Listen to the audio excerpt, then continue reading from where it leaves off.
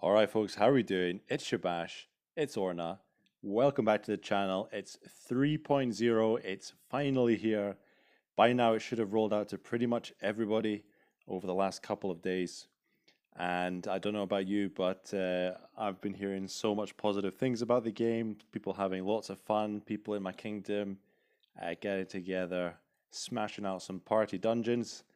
And in this video, basically, we're going to have like a review, have a look into what is new in 3.0 and discuss some of the changes, have a look at all the new stuff basically on top of what we've done already, on top of my beta videos.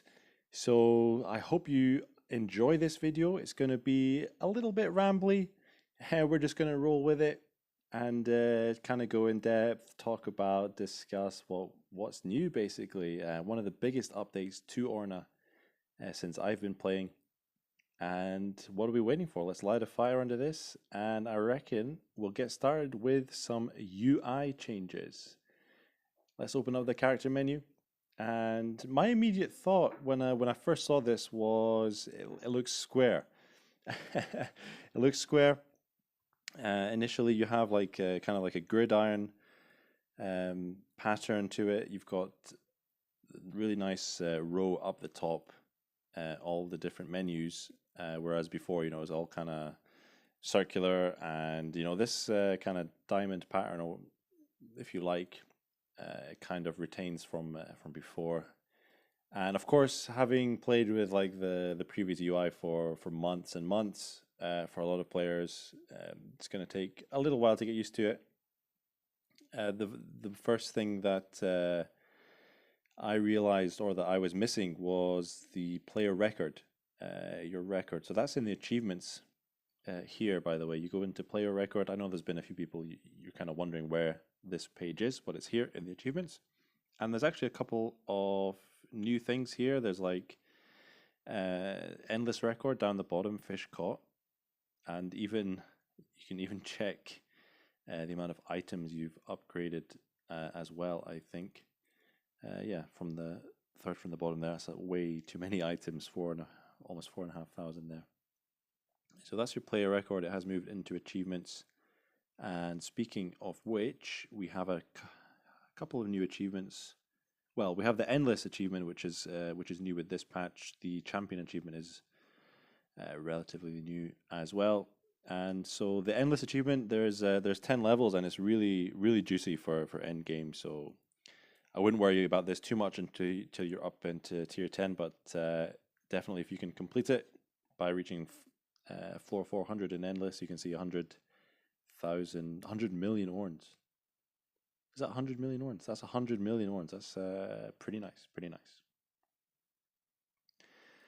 And if you just go back to the status page quickly as well, you can it's kind of nice. You can change your class equipment and skills from this page as well.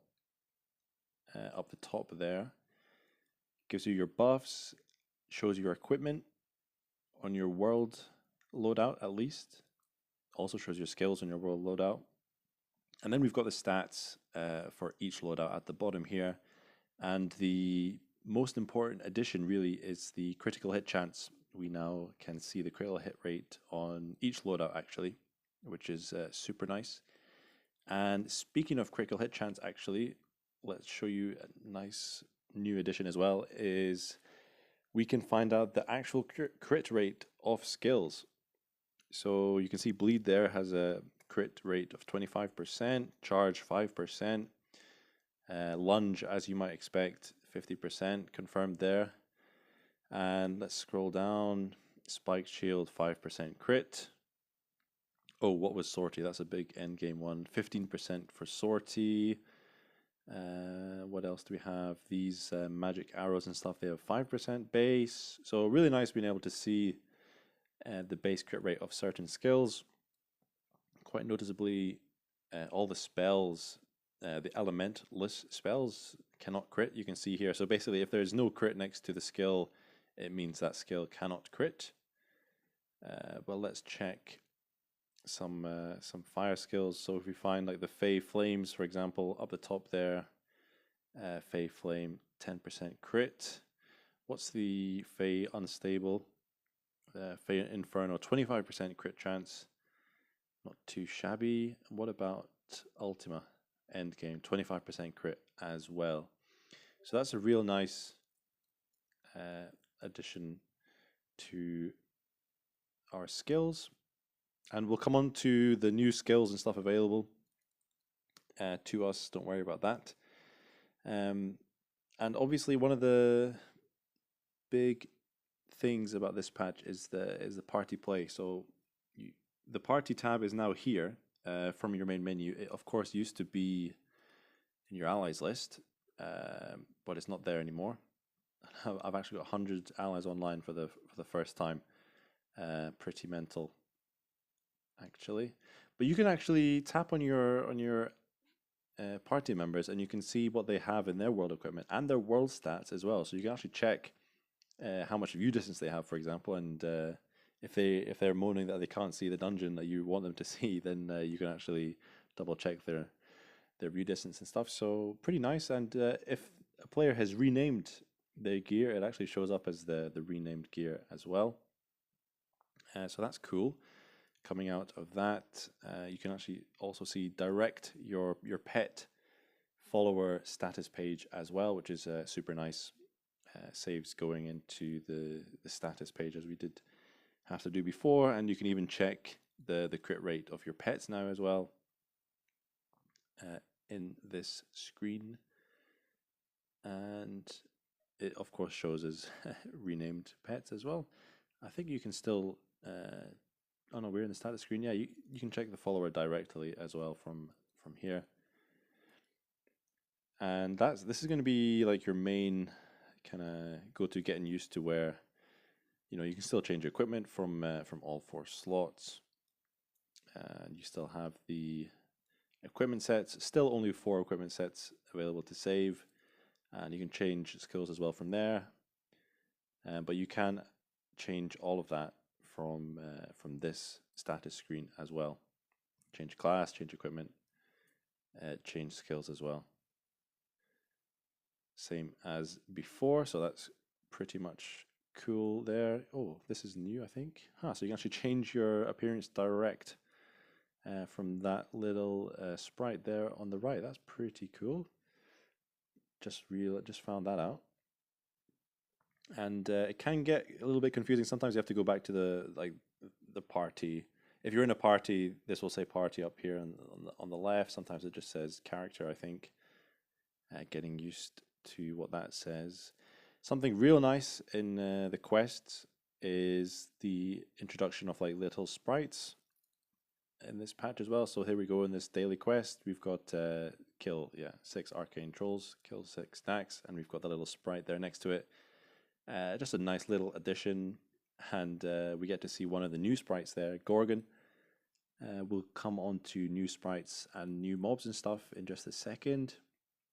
I'm trying to find some. Okay, obviously we're not going to find hand-in jobs on the daily quest, but when you have those acquire quests to hand in to the jobs page and in ends and stuff, it does also show the little sprite of the material.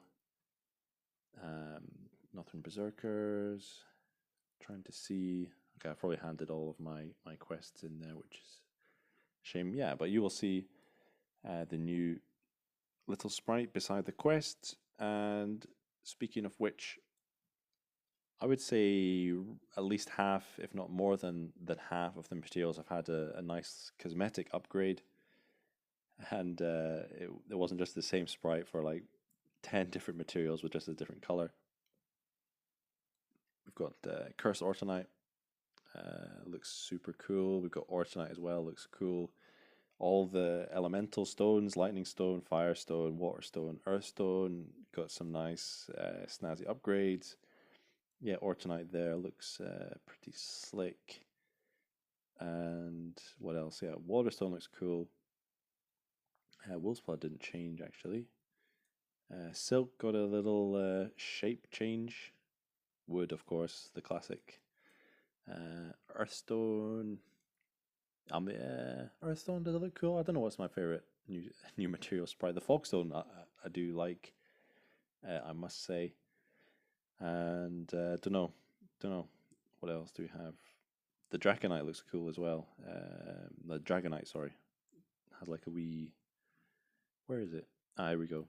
It's got like two horns coming out of it. So yes, that is pretty good. Any changes in the sorting? Not sure. I think this is all the same in terms of recent uses. Codex up the top here. I think while we're in the codex, let's talk about one of the main changes is, apart from the new sprite here on this Adamantine Knight, is the rarity of mobs is here as well. So you've got pretty much common mobs all the way up to rare mobs, and then finally there is a final rarity called Cryptid. There we go. Here, there's a rarity there, and these are like super rare. You know, your Yetis, for example, are going to be in that rarity as well. Bear as well for some reason. Not quite as useful drops as a Yeti, but there you go. So let's talk about some sprite changes while we're here in the codex. So as I said, the Adamantine Knight, the Baylor Guardian as well. While we're there, that used to be that red, the red kind of sword fighter. Adamantine Knight, Orichalcum Knight as well got a change, and then we had the. He wasn't called Mithril, was he? The tier 3. Yeah, there you go. Mithril armor. There we go. Basically got some horns on his helmet. Same with the living armor. Still spelt wrong, by the way, but there you go. So living armor, yeah, just like the little sprites got updated a little bit on all the night mobs, and the pets as well. The Ortonite Golem and the Orichalcum Golem. Those pets, they kind of updated their color scheme to match the new material sprites as well, which is pretty cool. And what I wanted to search for was Baylor. Quite a few new Baylor sprites, mainly in the bosses actually. Yeah, so we talked about the Baylor Guardian.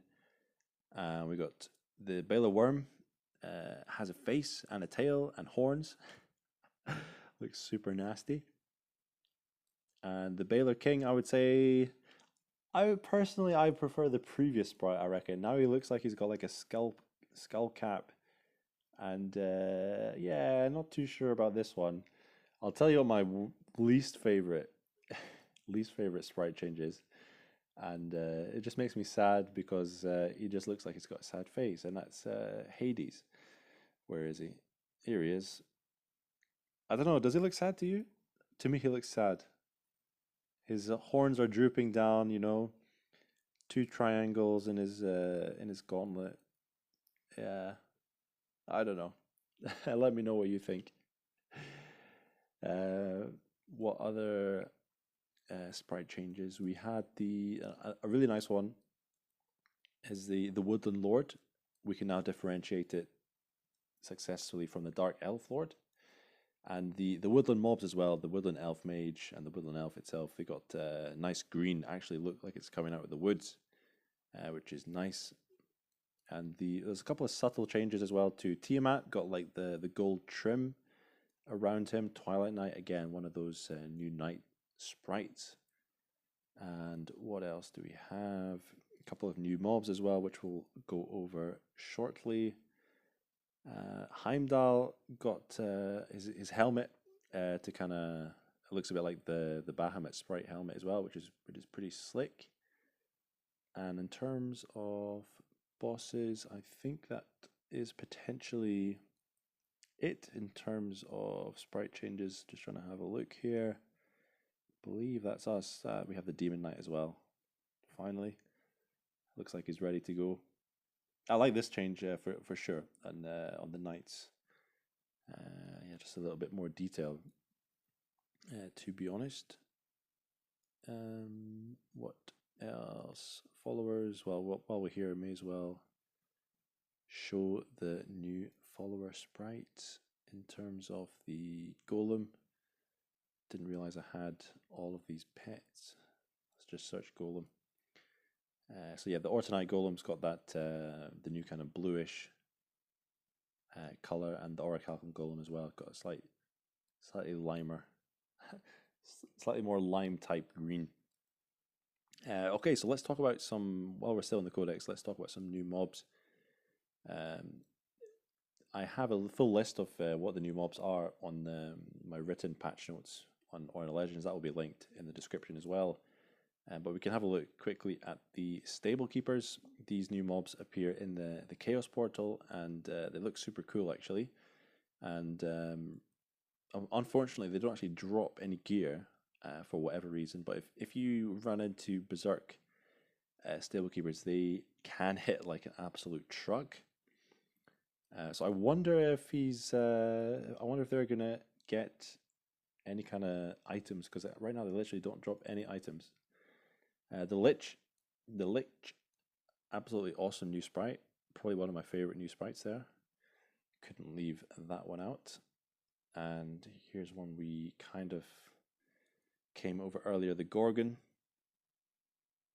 Not much to say about that. And one of the theme dungeons, the Banshee got a new sprite as well there. Pretty cool actually. Prefer that definitely personally. And the Goblin Fortress has a lot of new mobs, and we saw a couple of the new bosses. We had the Hobgoblin Lord, Elite Kobold Lord, Elite Orc Lord, and Glatisan is the new boss that can Godforge. He drops, he exists in the Dragon Roost. Is a tier 9 mob though, you have to be tier 9 to see that. Here's a Hobgoblin Lord. Very much the same as a Goblin Lord, just dropping the arena token and the coins. Kobold Lord, the exact same. So in terms of like the new themed dungeons and stuff, I'm not going to go into too much detail on this video because I've kind of ran through all of the themed dungeons. Got videos on all of them. Recommend you go and check those out. To be honest, there's been some slight tweaks and stuff, but the general theme hasn't changed since I made those videos in early beta. So I recommend going to check those out. In terms of base game mobs, I guess we can talk about the Glatisan and Balder, which are the new kind of end game Godforge mobs, which are unique to their themed dungeon. These the questing bow, the questing staff, questing axe. These are absolutely fantastic new weapons for farming, orns and experience. These are basically gonna should really replace the venom for melee characters, and the Arisen Witch's staff. It doesn't give it as much experience as the Arisen Witch's staff, but it does give Orns. And excuse me 1 second. Oh, apologies for that. So they do give some experience, but not as much experience as the witch's staffs. However, all three of these weapons come with ward, so you're going to be much safer, especially if you're kind of doing some of these new end game themed dungeons, which can get pretty dodgy if you're doing them solo in horde mode, or you're doing them hard mode, for extra wards. They do all give more Orns though. Obviously the Arisen Witch's staff didn't give any Orns at all previously. Venom had, I think, 3% base Orns. All of these have 5% base Orns. And if you're wondering what that increase in Orns and stuff looks like, come check out the Orna Legends Discord. We've got a table telling you how much the new gains are affected by all the weapons. So, of course, one of the big news of this update, which happened live actually, was that quality on items now affects Orn gains just as it affected experience gains up until now. It's a huge update. That's why I'm chilling with 124 million Orns. Orns just became much easier to farm, and these questing weapons definitely going to be a target for pretty much all players. Yeah, they're actually quite kind of awesome weapons. You know, they're not overpowered in terms of damage. You know, it's kind of similar to the Venom and the Arisen Witch's Staff anyway. Bit of extra war for survivability. And Glatasan, you see that yellow uh, Arisen boss aura, if you like. That is that does confirm that it can Godforge your gear. So Godforging available from tier 9 there fairly easily. The next new boss that we can discuss is Balder. Absolutely awesome sprite. Gladisan has an awesome sprite as well, in my opinion. So Balder is unique to the Battlegrounds themed dungeon, and he is a tier 10 boss, so you will have to be tier 10 to find him in there. And he drops some really interesting gear, which with some awesome sprites. So these are kind of like warrior mage gear. Balder battle robe, the hood, the boots. It's like it's ward mage gear with really high base HP, which you know I've not delved into it too much yet, but my immediate reaction would be kind of good for PvP. That HP gets doubled, of course. So definitely nice to have some new options for mages, and just an awesome boss, really. So the rest of the bosses, the rest of the new bosses, yeah, you know, like the Orc Lord. I mean, what is this gear like? What are these drops like? They're not really useful. Um, I mean, Goblin Lord at least has a weapon that he drops. You know what I mean? What else do we have? The ghosts are, of course, October event. So yeah, I think that's pretty much it for the new monsters and stuff. Of course, we have like elite versions of the previous mobs. Yeah, you know, Draconians, Fomorians, Kobolds. All the gear is kind of a slightly better version, but it is still monster gear. Doesn't have the boss scaling. So you know, for new characters, newer players, if you do get, because these mobs are going to be common, they do only appear in the relevant themed dungeons. But you know, they are common mobs, so the gear itself is very common, and you're going to have a better chance of finding an ornate. So they can be, you know, very usable kind of stopgap pieces until you get your Apollyon gear, your raid gear, event gear, etc., etc. Statuses. Let's have a look. Even the statuses have had like an uplift. We also have the new status, Stasis. When frozen in time, one is unable to act on their turn. This is unique to the Time Mage and the Chronomancer specs, which we'll come on to. Basically acts like a, you know, similar to Stunned and all the rest of them, really.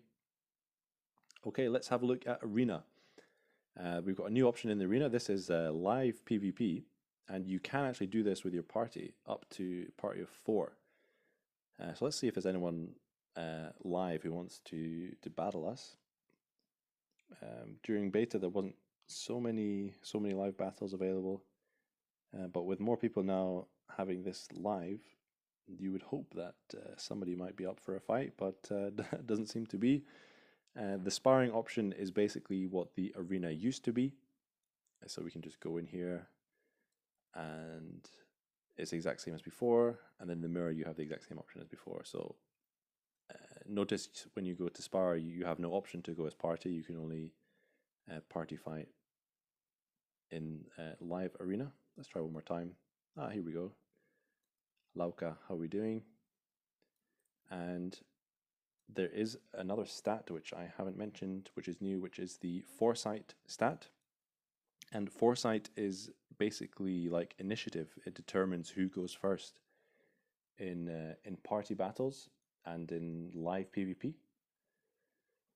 So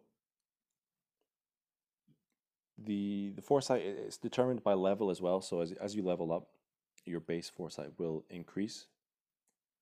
And there are certain items which have Foresight as a base stat on them.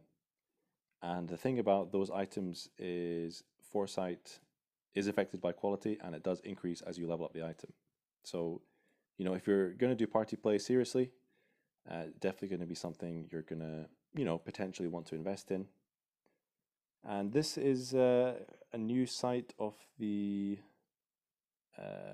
new kind of upgraded battle UI and battle gear, which is really awesome. We're gonna come into more detail on that shortly, just as we're getting destroyed here by Lauka, Realm Shifter. Let's see if he wants a rematch. Who have we got? Okay, Stone Mage of Pleaser. What you will notice, okay, this guy is going first, so he has more foresight than us. What you will notice is when you miss, Spike Shield actually costs ward. You still lose the ward from Spike Shield, so that's a kind of semi nerf to Gilgamesh. One of the only changes to the previous skills in this update. What else do we have? Yeah, I'm gonna talk about the new battle UI in PvE fight, just so we have more time. Gauntlet, your menu gauntlet, nothing changed there. Rune shop options, not much change there either.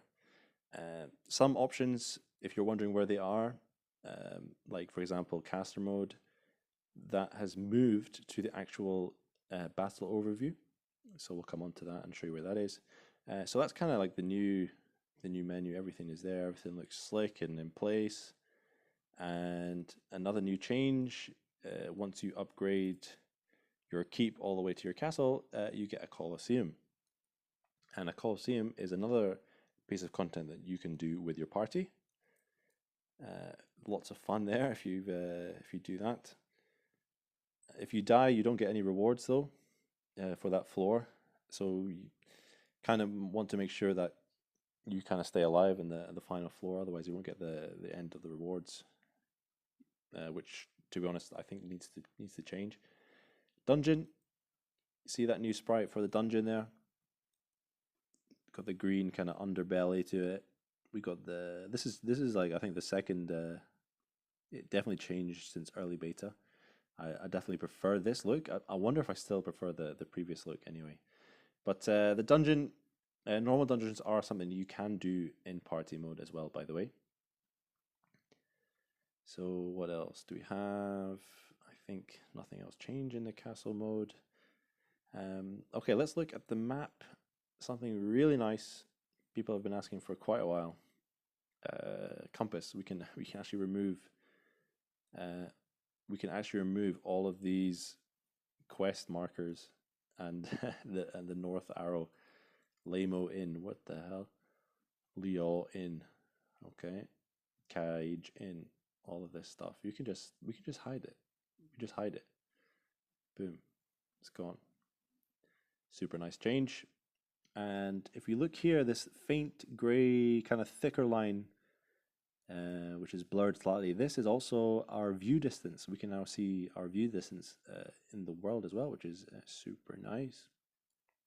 So when I switch to Realm Shifter, we'll see see that increase further away.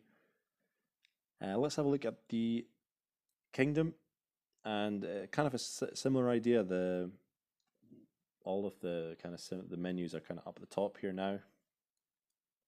Quests again, the hunt quest again. You've got your sprite of one of the mobs to kill, and that's all the same. Let's see if we can do this war fight real quick, and I can actually talk about.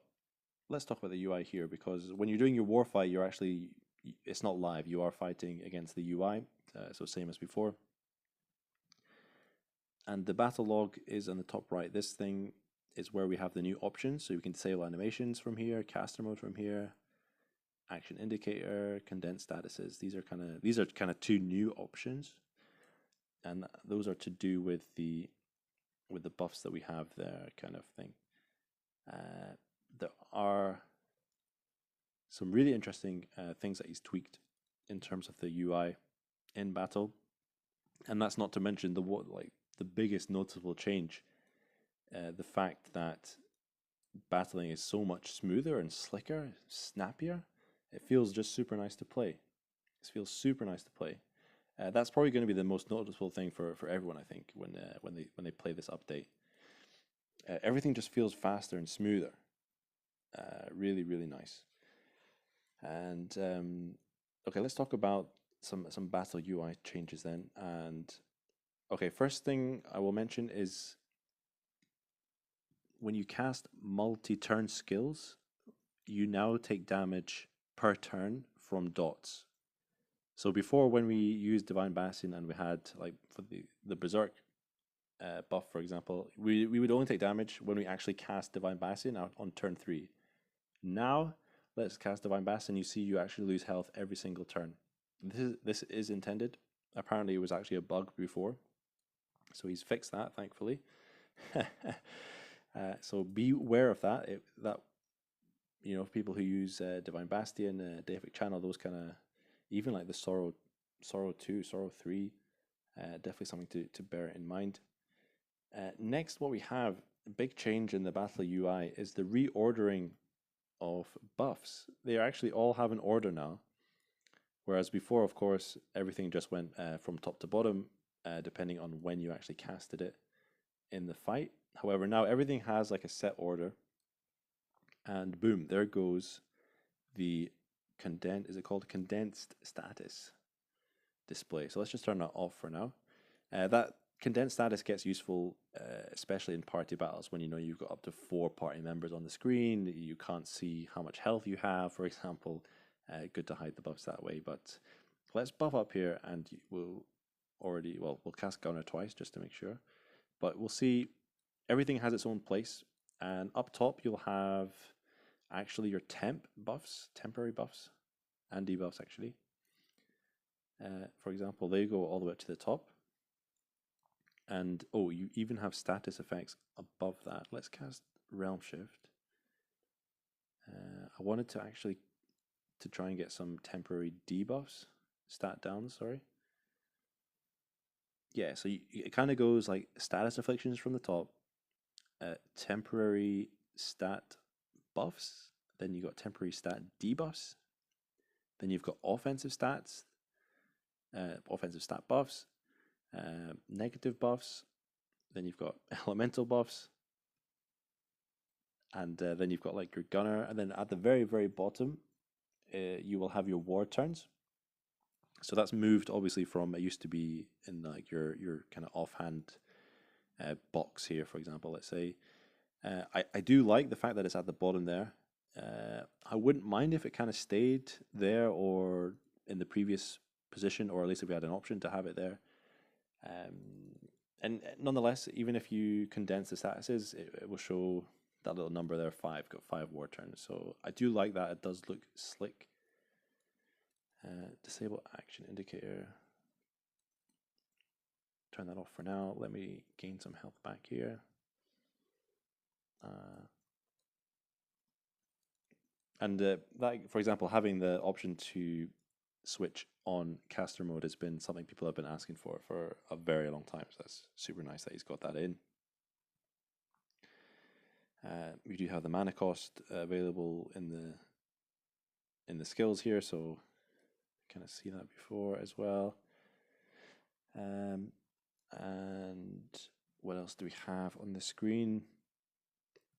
The turn order up above, that's more kind of relevant in party play, and the yellow indicator is who you're attacking. Obviously, we only have Morgan to attack here. So really slick. New battle engine, and the UI super nice as well. I kind of like it. I think it will take getting used to, just to see where your buffs are, because of course the buffs have been in the same place for so long. So that will take some getting used to. But I think it kind of makes more sense to have the buffs in like a set order. So actually, in any fight from now onwards, you will know where to look for your buffs. We didn't have anything new, I believe, in building and control or areas, that kind of thing. Now, what shall we go through next? Just having a look here. I am gonna talk about a couple of party dungeon stuff. I think we can move on to that, and the new specs, the new skills, for example. So there's one new permanent skill so far, which actually comes from the probably the least played class in the game, which is the Centurion. So switch back to Centurion and you will get the Provoke 1 skill. This is currently the only new permanent skill in the game that is unlocked from classes. All the other new skills are tied to specs. So Provoke is definitely it's a party skill. Basically, it's like taking aggro.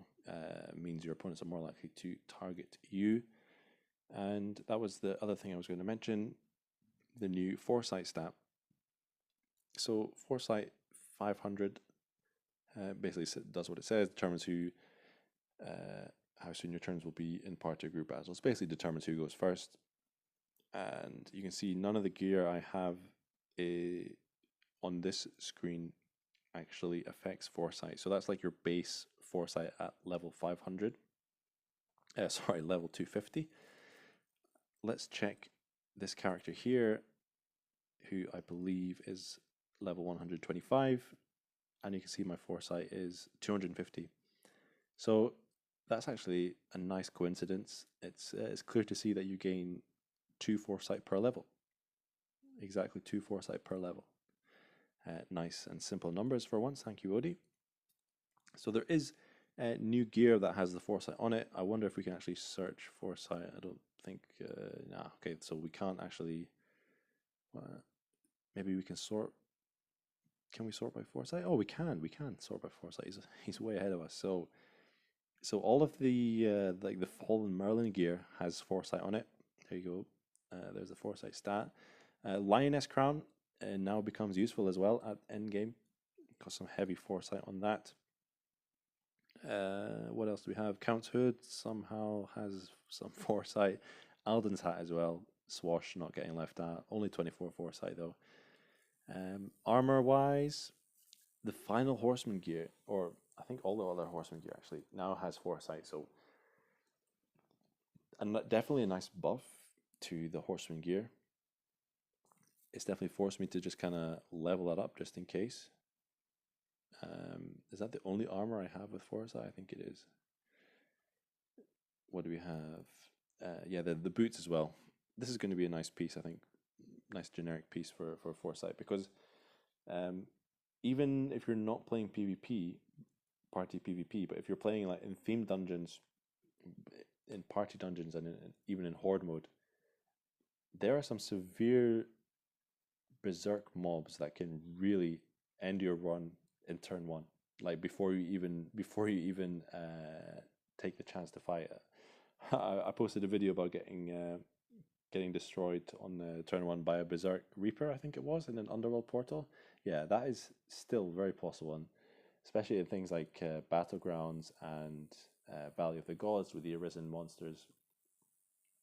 Those, if you get Zerks, the worst thing is you get 2 or 3 Zerk mobs, and the Zerks, they almost always have higher Foresight than you, even if you're wearing one piece. But if you wear one piece of gear, you should out Foresight most of the normal mobs. So it's something to bear in mind. New accessories. I'm not sure we have anything new apart from the ectoplasm from the new event boss, which I've covered in other videos. Biden as well. There you go. It's a new weapon. Sorry, a new Foresight stacked weapon. So most of the Foresight has gone into mage gear. The Biden gets Foresight as well from Hades. Another awesome new feature actually is the privacy setting for summoning scrolls. Wait, what is this ordering? Summoning scrolls are normally at the bottom. Okay, apparently summoning scrolls have the highest Foresight available, so that's good. But using a summoning scroll, you can now summon them privately. You have the option to summon them in public or summon them privately. Basically means only people in your party will ever be able to see your summoned world raid bosses. Just do be careful if you are regularly, changing parties to access dungeons or way vessels of other players, that, while you're doing that, somebody may join the party who you don't know, and they can still, if they're not blocked by you, they can still visit your way vessel and they can still see your summoned world boss. So just another thing to be careful of, but at least just having this option prevents, regular passerbys coming to your place and snapping up your world raids. I guess that is where the theme comes from. Both the Chimera, all the Chimera weapons, fake Chimera weapons, sorry, the world raid, they also got Foresight as well. So that's something interesting. The Batwing, also some early game Foresight for low tier party play. So that's cool. So let's look at the new class, the new specs then, and the new skills, because people are gonna be really interested in that sort of thing. Let's go to tier 5. So there's kind of two sets of new stuff, if you like. We've got some new AoE skills for both mages and melee players, and then we have some new kind of support play in terms of basically like your party healer. And then we also have the third, I guess there's actually 3, because we have the Time Mage and we have the Chronomancer, which are really kind of support specs, which are kind of, I'm not too sure because I've not played with them yet. But let's talk about AoE first, because some kind of interesting stuff here. I think the first one we need is the Scholar. So Scholar spec, tier 5 spec for mages, we have the Wild skills: Wildfire, Winter Wind, Chain Lightning, and Natura. You can see it says deals elemental damage to all opponents in battle.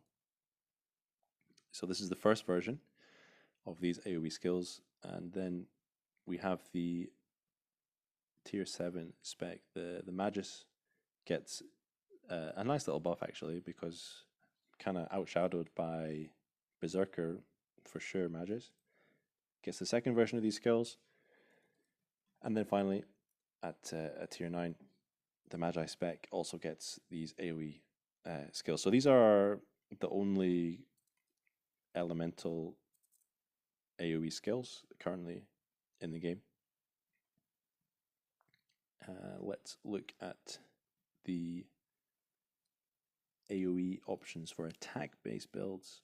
The first option is with the Archer, I believe, the Hunter.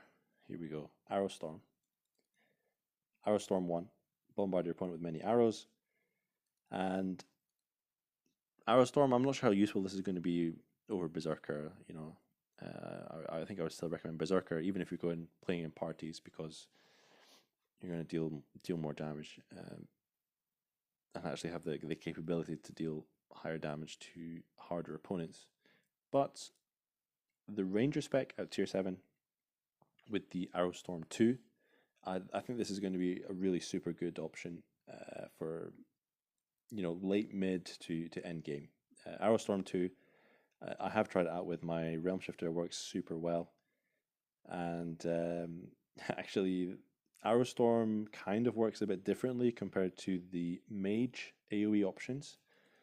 All the Mage AoE options basically, they deal damage to each mob individually, but the Arrow Storm skills, and this is the same for the Fey Cactus pet, Arrow Storm basically has deals a total amount of damage that gets split evenly between all the mobs you hit. So let's say you could deal 50,000 damage in total with Arrow Storm 2, and you hit 5 monsters. Basically, you will do 10,000 damage to each monster. That's how Arrow Storm works. Kind of day one that the Fey Cactus pet got the Arrow Storm 2 AoE, it got the Arrow Storm AoE. It didn't actually work like that. It basically didn't get the damage split, so it just did a truckload of damage to everything. So Beowulf's had fun for one day, but that was kind of reduced, and Arrow Storm as well from the Ranger spec was really bad for when that was first made, but he's kind of like leveled them out, and they're now both kind of super usable. So yeah, the Fake Cactus Pet, really good option for Beowulfs and party play, especially for just clearing out trash. I might actually do a couple of dungeons. I mean, regardless, if I don't do it in this video, I will be bringing out some more videos with AoE, focusing on AoE builds, mainly for in game, but I might check out some mid game stuff as well. And then the Time Mage and the Chronomancer also have AoE skills as well. The Lacunis, so deals non-elemental magic damage. This actually hits all enemies in battle, and you have the Chronomancer has basically the second tier version of those skills. Yeah, Lacunis too. So that's it. Is it as good as Mage Pavane? Not too sure. Not tried it enough myself, but it does hit every member on the enemy team. So it also has the added option of causing stasis effect to enemies as well, which is currently can't be made immune to, I think. So really strong in that sense. And of course we have the Mage's Pavane from Charmer, which deals non-elemental damage to all enemies as AoE. That was the original AoE video I brought out. And you have the same option on the Bard at tier 7, which is slightly less random. You have the Mage's Dance. I mean, the benefit there really, Mage's Dance, Mage's Pavane, is it is pure elementless damage. Yeah, especially if you're doing a wide range of themed dungeons. Why would you choose Charmer over Magi, for example? If you're a pure mage with Heretic, I think especially if you're doing Horde mode solo, you have time to get Iconoclast down into low mana. In that sense, the Magi with your faction elemental AoE could be a really good option. But I think in general, the Elementalist option is going to be good for Mage. And Arrow Storm 2 takes the element of your weapon, or if you use an affinity in that sense. So those are the AoE, the new AoE specs. Let's have a look at some support parties. So Cleric, basically your classic healer spec, your low tier version. The Prey slightly restores HP to all party members, like a big AoE heal. 5 mana, it kind of gives you the idea of how much health restores, and not a lot. You also get the Revive skill though, which is actually very, very useful. It does require 2 turns in battle. Basically revives a fallen party member. Make sure your cleric doesn't die. Pretty simple stuff. We have the tier 7 mid-game Inquisitor spec, which is, I think, a more rounded support spec. So Pray 2, Cleanse, really good to have. Can use that on your party members as well, and then you get Revive 2 as well. So this revives a fallen party member to 50% health. Also requires 2 turns in battle. But I think Pray 2, Cleanse, Revive. If you're regularly playing party dungeons, especially if you're playing in a regular party and you're not maxed out gear for your tier, definitely going to be worth having someone run an Inquisitor in your party. And then we have the new spec with this awesome new sprite, the High Cleric. It basically has like the end game versions. We get Dispel now, which is really nice to have. Cures things like Cursed as well as most other basic status ailments. Then we have Revive 3, which basically revives a fallen party member to full health. Does take 3 turns in battle though. I wouldn't mind seeing revive 1 or revive 2 as another option for High Cleric as well, just so you know have the option, because 3 turns is pretty long in party battles, to be honest with you. Then we have the Prey 2 as well. Small AoE heal. Doesn't actually get any abilities, passives, but you do get some extra HP there just to help keep you alive. So I'll have to say I've not played with dedicated healers enough yet to have an opinion on it. I love the fact that they're in the game and that they are an option. I did play with Inquisitors during beta, where having the power to revive is super useful. You know, you don't want someone to miss out the rewards. So just awesome to have that in the game. Let's finish up on the Chronomancer. I mean, Time Mage, we had like the low tier versions of some of these skills. So you have basically based around increasing your party's foresight or decreasing the enemy party's foresight. So this potentially has most use in party PvP, I want to say. You know, if once we start getting these Orna Legends 4v4 tournaments off the ground with 100 summoning scrolls prize pool, for example, I reckon we'll see Chronomancers there. Hopefully we'll see some more tournaments in the game, season stuff as well.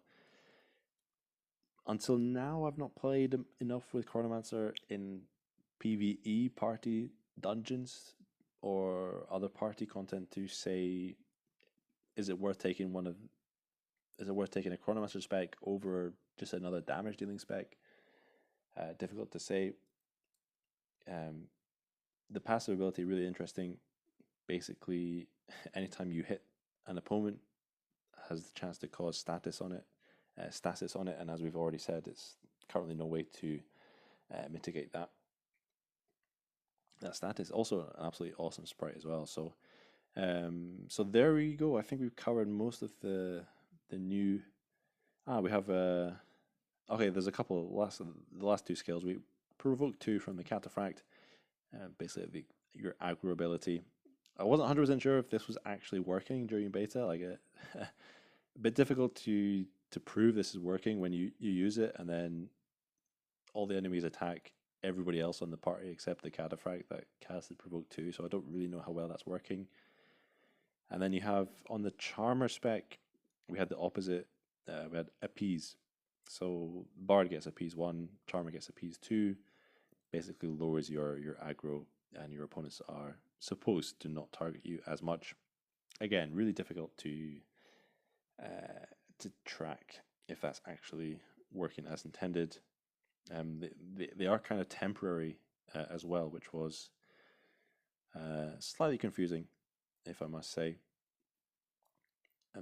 By the way, while we're here on Charmer spec, all of the Charmer buffs you can actually cast on your party members. The Sonatas of Magic, attack. Also, Prism Wall you can actually cast on party members as well. And the other good one is Fortify 3 and all the other Fortifies. You can cast Fortify on party members as well. So those are most of the new classes and new skills. And in terms of what this means for the game, I just really can't wait for party play to kick off, especially PvP. Another thing there, something new is you can challenge your allies to a one-on-one PvP battle, which is kind of fun. I'm not sure we're gonna I'm not sure Odie's online right now. If we can give him a fight. Here's someone we haven't seen in a while. So just go there, challenge. Actually, if he's at the bottom, he's probably not even online anymore. Kenzors will probably beat us. Let's see if Dave the Grey wants to accept the challenge. So this is currently only 1v1. I really want this to be up to 4v4 party battle, so you can challenge everyone that way. Okay, Dave doesn't seem interested. And what else do we have? What else do we have? Just going through my list. We covered sprite changes. Odin has a new pet crow. Fallen Ra has a seer pet. And already talked about new skills. I reckon we're pretty much there. I'll tell you what I was gonna do. I think what I'll do, because this video is now roughly 45 minutes long, I think I'm going to make dedicated AoE builds, AoE videos as well on melee, on mage as well, and I'll do my best to get some mid-game videos out as well. But those are really the main new changes in 3.0. The biggest ones, obviously, party play. Check out my themed dungeon videos as well. Already sitting there waiting for a couple of weeks already. The new battle UI and the new battle engine as well. Oh my god, it's super smooth, super slick, really awesome. Everything feels so much faster, even finishing dungeons, like when you used to finish a dungeon, it used to take like 5 seconds to bring up the rewards. Now they're just rolled into the final boss fight or the final floor fight. They're not lost, by the way. He did. I guess that's one change you could make, is attach a small line to differentiate when you finish a dungeon. Separate the actual mob kill rewards and the end of dungeon rewards. That would be something nice as well. But we save at least 5 seconds every time you finish a dungeon. Even between turns and between fights, you save like 1 to 2 seconds per turn. Honestly, it is so smooth. Really pumped for that. And I think I just want to say, if you've listened this long, just really thanks for watching. And I hope this has kind of proved a bit useful, just to get an experienced player's take on the new changes, the new UI, where everything is. I do have to say a huge thanks to all my Twitch and Patreon supporters here, all my Arisen Orna Legends, who are chilling in the Arisen Orna Legends Discord. By the way, if you'd like to join the main Orna Legends Discord, it's definitely the best place to access new party content. If you don't have, I was going to say friends, but if you don't have friends regularly online to play with you, pop into the Orna Legends Discord. We've got loads of people starting to send invites for themed dungeons, even for party boss dungeons running, on top of the regular dungeon sharing that we had going on previously, pet sharing and stuff as well. Everybody's welcome to join us in the Orna Legends Discord. Just remember to basically be polite, and you'll be fine. Ask questions, and I think we're there. Guys. 3.0. Really can't wait. Odie's done an awesome job. Really enjoying it so far. Just kind of waiting, actually just waiting for better Ascension materials. I've kind of dishearteningly got Cursed Ortonite on both my Gilgamesh and my Realm Shifter, so waiting for Arisen Morgan just around the corner, hopefully. But for 3.0, wait for the AoE builds and some more party play. I'm Shabash, thanks for watching, and we'll see you in the next video. Ciao.